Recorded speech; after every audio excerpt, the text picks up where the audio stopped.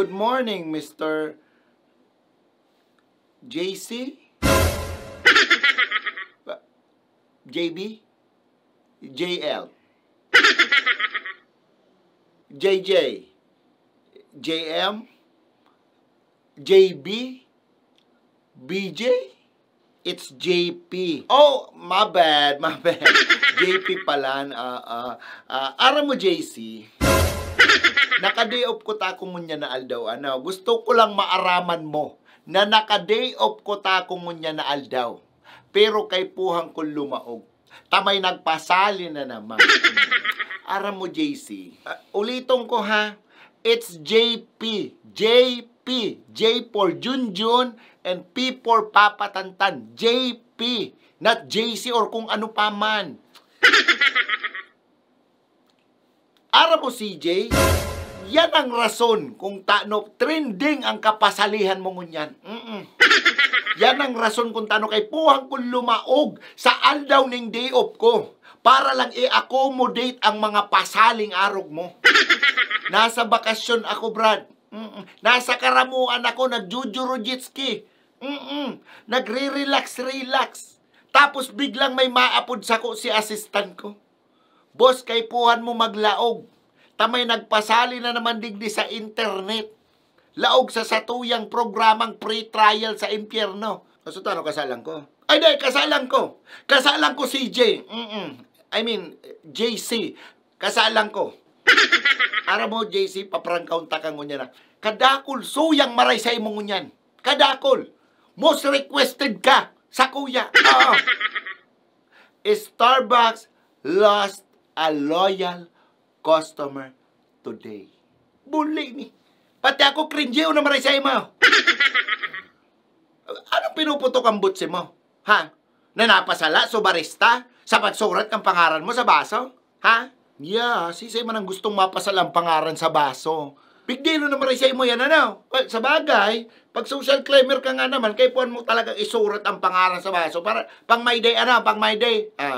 Sabi ko na, Bukid, gibo-gibo ko man yan dati. Wala ko Starbucks, sa surat kong pangaran ko. Bukid, sarong si Manang may day sa ko. Sarong si Manang may day sa ko. Eyo, bukid. Pero hindi ko naman kaya itong ma-walk out ako ni dahil sa napasara surat ko. Uy, grabe na. Bukid, hindi ko naman ito kaya. Tsaka hindi ko naman kaya itong gibo mo maururad ka pa sa Facebook. Alam ba, pati? Alam ba, sige gibo mo. Bukid, grabe kulog ang boot man. Bukid, hindi ko naman ito kaya man.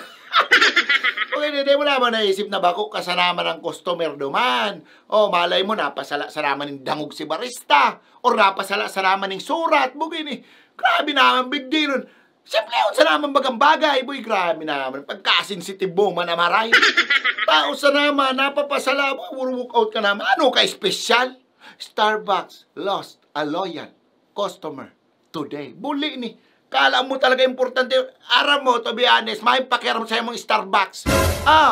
To be honest, aram mo, mga customer na arog mo, ang habukin mga kapihan na yan, itong mabakal ning sarong kape, or sarong tinapay, tapos ma-stay ning 5 oras, makiki-charge, makiki-wifi, naka-aircon pa, may pang my day pa, may imbitado pa, bugini na niya, tapos mareklamo pa. Aram ko man gabos na customer is my rights na mag-complain, magreklamo. Pero para sa simpleng napasalang pangaran, grabe naman. Aram mo, to be honest, bad trip ako sa mga taong araw mo. Ito mga piling syala, mamang kwarta. Mga piling susi, maman sa itsura. Mga piling profesional, mga balahura man ang ugali. Minsan kung sisay pa may mga pinag-adalan, may mga tinapusan, iyo pa makikitid ang utak, ay ano na tayo. Kaya di kita binibisita ng mga alien ay. Simple na bagay, mapalak-pala ka, maruran ka sa Facebook, tapos mo niyang pinagpipistan ka sa social media, bad trip ka, sarcastic eme. Ginusto mo yan, di ba? Ginusto mo magpapansin. Gusto mo ng clout. There you go. Tapos mo niyan, anggot ka. Ay. Di ba, sabi mo pa, na marketing strategy mo sa naman ito para mapansin. There you go. Thank me later. Tinabangan ta ka na. Ayop na dayo ang baragay. Noy! Ano yung tip ko sa imo, JM? I mean, JL. Basta. Ano yung tip ko sa imo, ha? Next time, pag makapi ka, magdara ka ng ID. Itao mo sa barista, kumbaga inuuragan ka. Tapos kung may problema ka, mag-chat ka sa page ng establishment, duman ka mag-complain or kaulayon mo si manager, bako sa Facebook ka mareklamo, no? Ano na, kuha mo? Bas? Kuha mo sa hanap mo. Tour muna daw ito, baka mabad trip lang ko digdi. Yan naman, at yan naman, kami naman ang i-post mo. Impyerno lost a loyal customer today. Makamanibag duduman na niyo. Pasali ka mga demonyong ini. Mambaragay. Next!